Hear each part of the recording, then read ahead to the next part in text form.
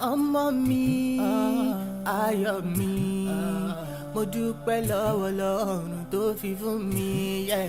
You are a blessing, not a lesson. I can't wait for you to call me daddy. Inú mi dùn, ayọ̀ mi kún. I feel so lucky that I got you. Inú mi dùn, ayọ̀ mi kún. Assalamu alaikum wa rahmatullahi wa barakatuh. This is Riziki. Welcome to our program on parenting. And we always say that parenting is a noble task and something that we all love doing. So why are we doing this program? To just educate ourselves so that we continue being the best parents we can ever be. So last week we talked on a very sensitive topic. Was on sexual abuse. We talked about the things that we as parents can do so that we can reduce or even protect our children from any form of sexual abuse. So today we want to talk on something that is also sensitive, and that is conflict within the home. And like we all know, conflict is inevitable. And stress nowadays is also inevitable. And something that I usually find funny is that even children nowadays will tell you they are also stressed. I'm also stressed. They also talk about stress. So everybody is stressed. And when we are stressed, we usually don't know how to deal with our stress. We usually will deal with it by getting very irritated or very angry, or even acting in ways that can be very harmful, especially to our children in the home. So conflict does happen in the home, and we know that we as parents, the husband and the wife, can have issues that can affect our relationship. And at times we get to a place where we are not in very good terms. Unfortunately, our children are also in that not very good terms, because we get to be very upset about whatever is happening around us. We forget how to behave when we are with these children at that particular time. Maybe we lose our temper, maybe we get really upset. Maybe somebody has really upset us, and we are usually maybe upset already. We have stress. There are so many stressors. We have the traffic jam. We have our workplaces. We have our relatives. Maybe a lot of things are stressing us. And then we come to the home and we have conflict. So when we are having conflict, we do forget ourselves. There could be name calling. There could be some form of violence, could be verbal, could be even emotional abuse. And when it is happening between the two parents, it can also affect our children. When we are banging doors, calling each other names, or even physically manhandling the other, the children are all observing this, and that can also affect our children. So how should we behave, or how should we handle conflict in the home? And even when the children are wrong, how should we address when we are having conflict with them? Because we do have conflict with the children also. We do also fight with our children. So how should we fight with our children? How should we make sure that we remain cordial and we rise above everything that is happening around us? So conflict is something that will happen.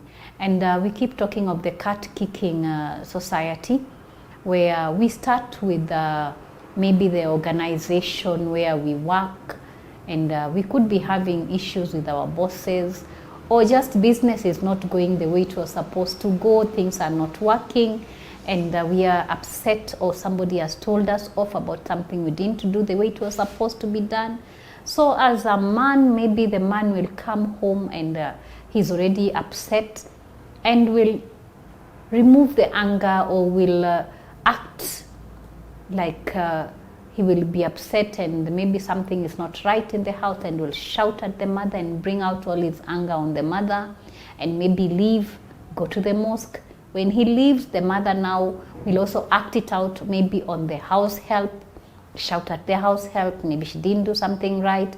So we can see the way it comes down, and after the mother maybe has also left or the mother is busy doing something else, the house girl will bring it out onto the children, maybe kick them or even hit them, and the children end up kicking the cat. So we live in that cat kicking society. Like the last person will kick whatever is available. Even the sofa can be kicked for them to get the anger that they are feeling. But we really need to live in that kind of a society where we move from anger from the top, bringing it to the bottom.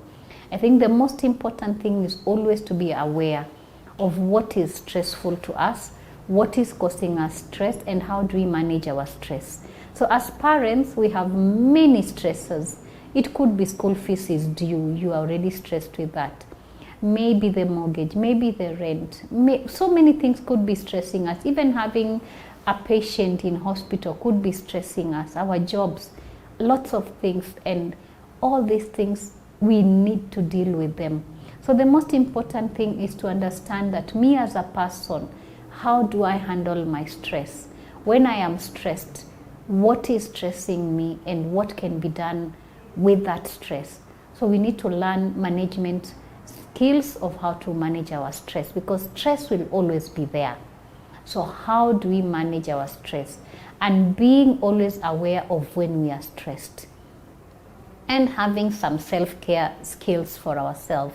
It's very important that we take care of ourselves so that we reduce our stress, because this stress will always trickle back down to our children.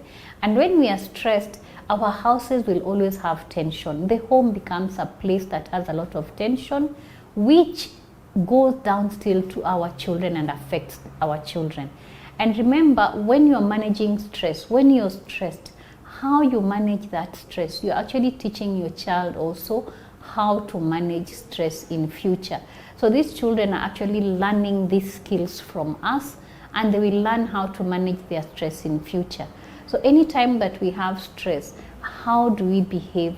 Our children are watching, our children are observing, and our children are learning.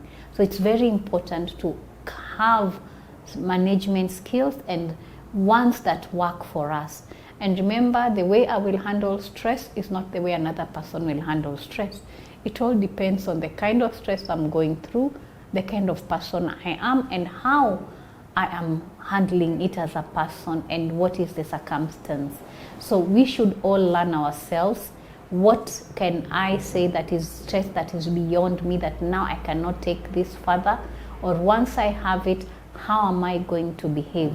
So this is knowledge that as parents we need to develop and have. Then the other thing we are talking about is, from this stress, it's very easy to come from stress into conflict. When we are highly stressed, we are more likely to have conflict. So how do I resolve conflict? This is a question I ask very many people. And when you are doing premarital counseling, we always ask that question. How do you handle conflict? So that we know how we handle conflict, how the other person handles conflict. Some people will handle conflict by shouting. Some people will handle conflict by not talking about it. Others will walk away and never address the conflict. So what is the best way of handling conflict? One is coming to the understanding that there is a problem that needs to be addressed. There's something that is causing us to have a conflict. There's something that is making me not happy and making the other party also maybe not happy. Or it's only me seeing the issue and the other party is not seeing the issue. So as parents, how do we resolve this conflict? So it's very important to understand what are your ways of handling conflict. How have you been handling it, and has it been working? If it has not been working, it's time to come up with new strategies of handling conflict. And the most important thing is to address the conflict in a sober manner as much as possible. When it is between the child and the parent, how do we address this conflict? We know we are coming from a power-based situation where me as the parent, I'm the one feeling more powerful than this child. Is this child supposed to have conflict with me in the first place? The ideal situation should be no. There should be no conflict between me and the child. But do we have these conflicts between us and our children? Yes, we do have them. So should we ignore them, or should we now go ahead and learn how to address them. Remember, we keep saying, talk to your children. Talk to your children. Create a relationship with your children. So the same way we do have conflict with our spouses, because we have a relationship, we are able to handle that conflict. And if the conflict gets out of hand, it is addressed at other quarters and dealt with. The same should be with our children. We love our children and they love us. So once there's conflict, how should we address it?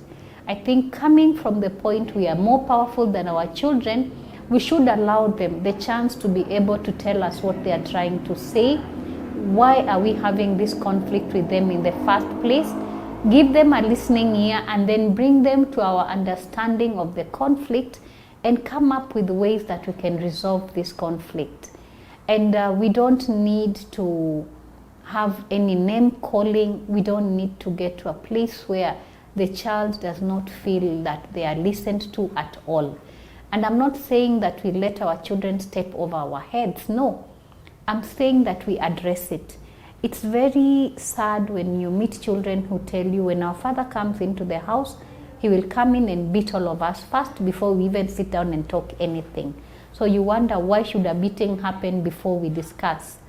Or for a point to be driven home, it has to be driven home with blows and kicks and a lot of tension. At times it doesn't really work. Or to go to school and maybe you're told your child is having an issue at school and you don't address the issue and beat this child, maybe even in front of all the other children in the whole school. So is beating the only solution to handling conflict with our children? Are there other ways we can handle conflict with our children without just beating? And unfortunately, it looks like the easiest, or I don't know how to say it, that the most comfortable and easiest way of handling conflict has been just beating. So what happens when we just do the beating? The child goes on to kick the cat and we don't resolve anything. And we have also taught our children that when we have conflict, the best way to resolve it is through a means of violence. I am not saying we do not beat our children. We can beat our children when they have done mistakes, and we can take them through that beating to understand why we are beating them, and for them to know that choices that they make will have consequences, and that there are certain rules that have to be met, that once we have set rules, they have to follow those rules, and when they don't follow the rules, we will punish them. That is very okay as parents. But when it comes to every conflict, anytime we have an issue, we will beat. Anytime we have an issue, we are going to raise hell, we are going to shout, we are going to create a lot of tension. I think it's very important that as parents, we start asking ourselves, is this really the way to go? And are we really helping our children to understand that in life, there'll always be stress and there'll always be conflict, and that there are ways of handling this stress and this conflict. So we are going to take a short break. I'll still be here to continue on that topic, on how to handle stress and conflict in our homes and how to motivate our children to become better human beings. Assalamu alaikum wa rahmatullahi wa barakatuh. Welcome back to our program. Today we were discussing conflict in the home and how we resolve it. And we actually talked a lot on conflict and stress and how it can affect our children. The other thing I wanted us to look at is our conflict. At times we have this conflict where we as parents, we fight in front of our children, and we use our children as shields. Like everybody has the child whom he's going to tell about the other parent, or we forget we are parents and start using our children as our, like they become the parents and we become the children. We now start telling them about the other parent, and that can really affect how we discipline our children, because once they can get a loophole between us, they know that dad thinks this way of mommy and mommy thinks this way of dad, our children can actually use that against us. So how do we fight, and why should we even fight in front of our children?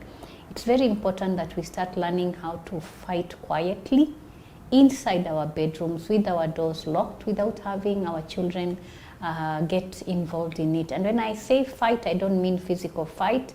I mean just having this conflict. We can do this, we can have conflict, but manage it in a way that it doesn't have to affect the rest of the family. At times you find conflict where maybe the mother might decide to bring in people from her side who come in. The father might bring people from his side, and there could be shouting matches, and this could go on and become even physical fights in the house, where we have relatives now fighting each other, and the children are actually in between all this fighting. And as we say, is that when two elephants fight, the grass is the one that actually gets affected. So the grass here is the children. So these children, anytime that we are having these two giants fighting from whatever side with our families in it, we are actually affecting these children. And then as our children are growing, the kind of conflict we have with them goes on becoming more tougher to handle. As they are younger, we will handle the conflict in different ways. When you're having conflict with a 10-year-old, we will know how to deal with that. But when we come to when we are having now conflict with an adolescent, and maybe they do something really atrocious, something that we as a family at times feel this is a disgrace to us. We have a family name to keep. Why did you do something like this?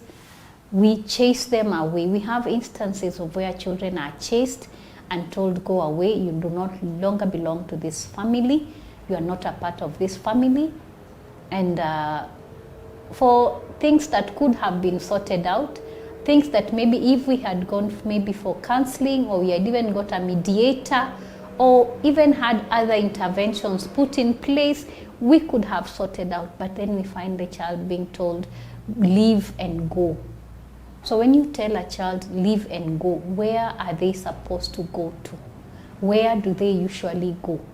And it is very unfortunate that most cases that we have dealt with where children have been asked to leave, they end up becoming worse than what they left. We have cases where they become alcoholics, and others can go on and become robbers. Others can go on and engage in things that we don't even want to talk about in this program. So I think as parents, we need to be very careful when we feel a teenager has gotten out of hand or is getting out of hand. We need to seek help. We need to find out what else can we do. How can we mediate here? Who can we bring on board? What help do we need? We should not handle this conflict physically and chase this person away and tell them to leave. Once we tell them to leave, they will end up bringing us more problems than we had before. So as parents, we should know that there is a certain age when there will be conflict, and there will be things that these children will do that at times we don't even want to imagine can be done. But how do we handle that? How do we deal with it? So when we chase them away, it doesn't seem to help. It seems to even bring us more problems.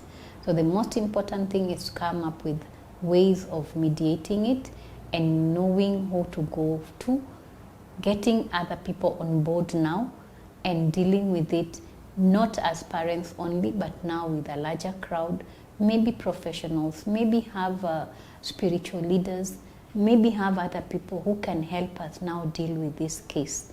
And it doesn't mean that because we are calling other people we are failures.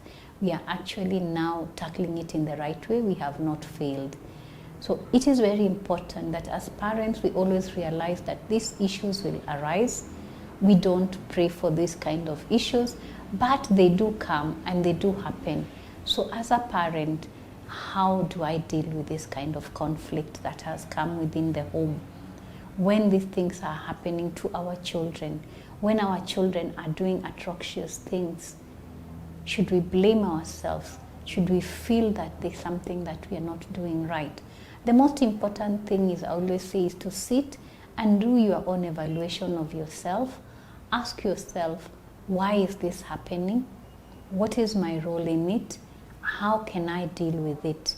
Accepting maybe that I have a role in it can be the first step to solving that problem. And I know it's not very easy to accept that I have done a mistake, that here I am not on the right track, that I as a parent have not been maybe the best role model for my child. Maybe at some point I was not the best parent. And anybody can do mistakes. But the best of people who do mistakes are the ones who are easy to say, I've done a mistake, and seek repentance and change their ways. So even us as parents, we do mistakes. We should accept that this is a mistake I have done, or the way I was leading my life at some point was not right and it has affected my child. So now I need to sit down with my child. At times you don't need to tell them that, you see, I did this or I was like this, but you can show them that you can guide them back onto the right track. So as parents, it is very, very important that we do accept when we do mistakes. I know it's very hard for a parent to even sit and apologize to a child. We feel we should never ever say we are sorry. But we are also teaching our children how to apologize and how to say they are sorry. So anytime that we are dealing with our children, we are always impacting new skills in them.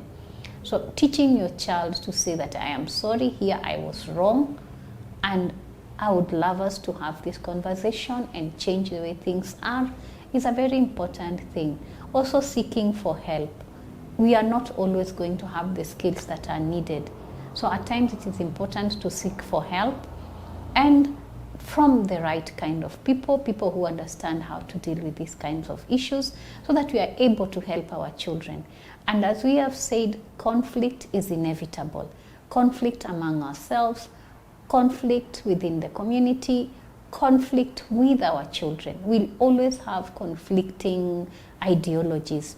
And remember, as our children are learning new things, they come up with ideologies that they are learning. It is up to us to correct it to the right ideology, to the right akida. It's up to us to always remind them that we are Muslims first before we are anything. They will question why they cannot do certain things that other children are doing, and we could have conflict on that. They could question why they cannot do certain things when other children are doing. So the most important thing is always to remind them that they are Muslims. We are Muslims first before any other thing. And we help them deal with anything that they are going through. Our children also do have conflict with other children. We should help them resolve the conflict in an amicable manner, in the best way that is going to be conducive for all of us, for them, for their friends, and for us as a community. So we need to always teach our children that conflict will happen, but can be handled in the best way that can help everybody around us. And as parents, remember the children are watching. I want this message to keep resonating, that the children are watching, they are observing us, they are listening to us, they are looking at how we handle all of these things. So we as parents always have to be aware that we are imparting certain skills, even when we are not addressing them by talking about them. Our children are still picking them up from us. So if I'm coming from work and I'm from a very stressful job situation, by the time I get home, I should have found a way of dealing with my stress, so that by the time I get home, I'm able to handle whatever else I find in the home. Because if I get home, I'm already highly stressed and I find a stressful situation and then I get out of hand, the children are the ones who are going to handle all that. So we as parents, we need to have some self-care for ourselves and look at what are the things that we can do so that we reduce our anger outbursts, we reduce our stress, and we reduce our conflict. So the most important thing is that we are taking care of ourselves. When I talk of taking care of ourselves, I think some of us might be wondering, what does taking care of ourselves mean? Taking care of yourself is having time out. Time out so that you are able to go and re-energize. So this time out can be any activity that will help you cope with any kind of stress that you're going through. It could be a form of exercise. I advocate for exercise. It could be going for a walk. It could be reading the Quran more frequently. It could be going out and doing volunteer work. So time out so that you are able to just take out all the steam that you've been having in all this. I know parenting can be very challenging at times. At times we feel like, I've done everything. What else am I supposed to add on to this? And at times we feel, why is the child not behaving the way I want them to behave, even after I have put everything in place? So the most important thing to remind ourselves is that we need to take care of ourselves to be able to take care of our children. Remember, parenting, we said, is a lifetime. We only stop parenting when we die. We don't stop parenting because our children have grown up. No, we stop parenting when we die and get into our graves. That's when our parenting roles will get finished. But we will still have left an impact that the children will still follow. So as parents, let us take care of ourselves, reduce the conflict in our homes, reduce the tension in our homes, reduce the stressors in our homes, and handle our stress and conflict in the best manner so that we can help our children to grow up to be the best they can ever be. And that is what I usually say. So for this episode, this is where we are coming to an end. So until next episode, I pray that we will work on ourselves, work on how we handle our stress and our conflict. So until next time, this is Riziki from Hidayah Timeless. Ọmọ mi, ayọ̀ mi, mo dúpẹ́ lọ́wọ́ Ọlọ́run tó fi fún mi. Yeah. You are a blessing, not a lesson. I can't wait for you to call me daddy. Inú mi dùn, ayọ̀ mi kún. I feel so lucky that I got you. Inú mi dùn, ayọ̀ mi kún.